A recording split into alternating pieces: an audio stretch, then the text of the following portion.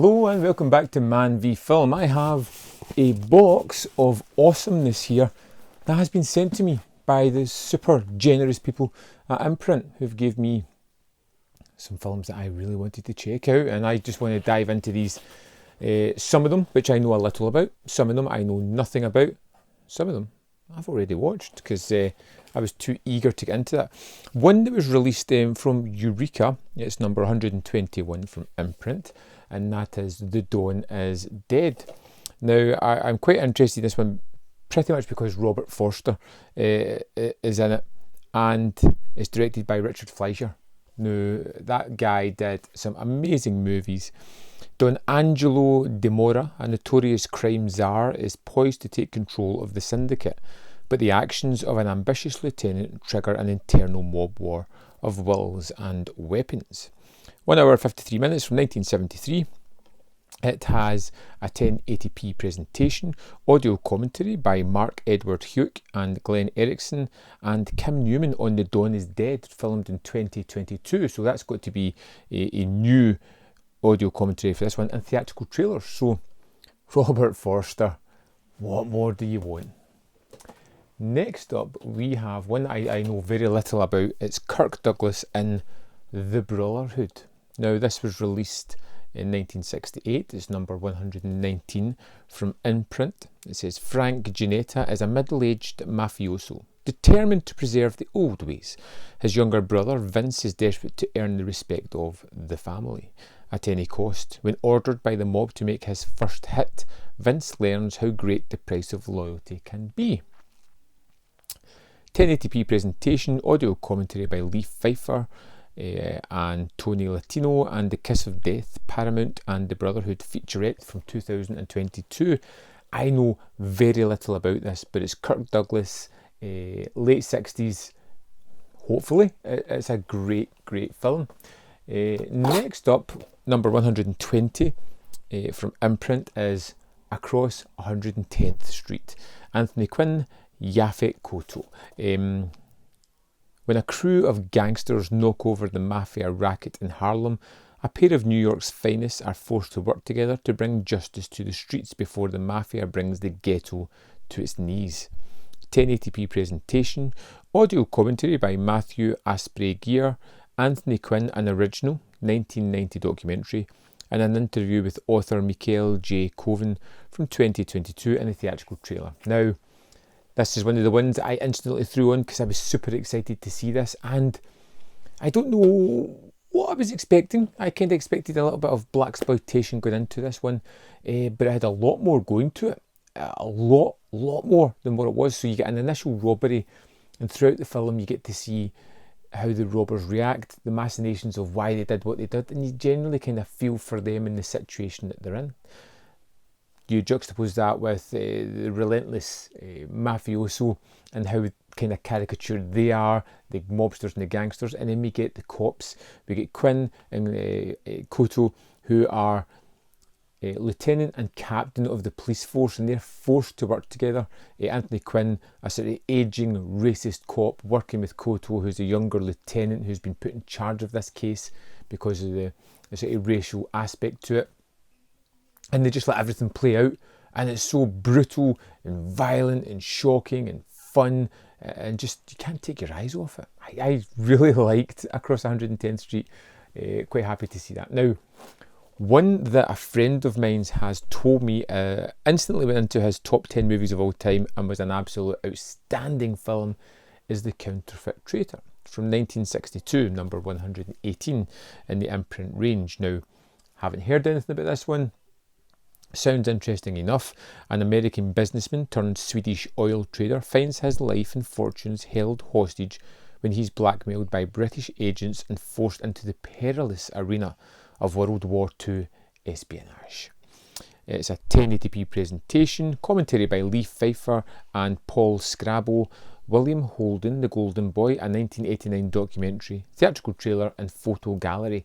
Now, I'm deliberately staying away from any info about this. My friend sold it wonderfully well when he told me it was instantly one of his top 10 movies of all time, which is really high praise and something that I will judge for myself when I check it out.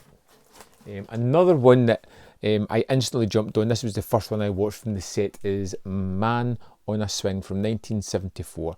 122 minutes, starring Cliff Robertson and Joel Grey. Wait for the review. What a film. Special features, 1080p presentation, audio commentary by Daniel Creamer, which is a new commentary, audio commentary by Howard S. Berger and Frank Perry, archivist, Justin Buzung, which is from 2022 as well. Other Worlds, Joel Grey on acting and Man on a Swing from 2022, which should be interesting. Schifrin on a Swing, featurette with the film music historian Daniel Schweiger discussing Lalo Schifrin's music score. The Show Must Go On, Frank Perry and the Framing of an American Dreamland, a video essay by Howard S. Berger and Kevin Marr from 2022. It's packed. This is phenomenal. This was one of those movies that instantly grabbed me. Now, it opens up like the Naked Gun with the camera mounted on top of a police car, but it's so thrilling the way it's cut, the way it's put together, the idea of the mystery. They're investigating a murder, a young girl, and we watch Cliff Robertson's cop slowly try to piece together information. And when he's starting to kind of run out of ideas, a clairvoyant, Joel Grey, phones up and seems to have a little bit of information. Now, Robertson is a little bit dubious, but is wondering where he's getting all the information from, and it becomes a cat and mouse game between these two characters. What's the truth? What's not? What is actually going on? Phenomenal movie. I loved it. It's one of those ambiguous endings which implies a lot, which I really like. And last, definitely not least, is The Wicker Man. Now, I don't own The Wicker Man on Blu-ray. In fact, it has been decades since I last seen it, so I am really excited about going back to it. An island lost to unspeakable terrors of pagan rituals. Almost 5 decades after its release, the unique British cult classic The Wicker Man still holds an enduring fascination for audiences the world over. This 4-disc collector's edition includes all 3 cuts of the film, with previous and new special features, plus the original soundtrack on CD in limited edition packaging with unique artwork. It's got the final cut, which is 1080p presentation, which has an audio commentary by BFI film historians Vic Pratt and Will Fowler, which is from 2022, a documentary, Burnt Offerings, The Cult of the Wicker Man from 2001, featurettes, Worshipping the Wicker Man, The Music of the Wicker Man and the Restoration Comparison, interview with director Robin Hardy, Critics' Choice 1979 interview with the director and Christopher Lee, 3 trailers, the final cut, original theatrical, US and theatrical. The next disc is the theatrical cut and the director's cut. 1080p presentation of the theatrical cut plus the director's cut, utilising standard def materials for additional feature for footage. Special feature audio commentary by Kim Newman, which has been recorded from 2022.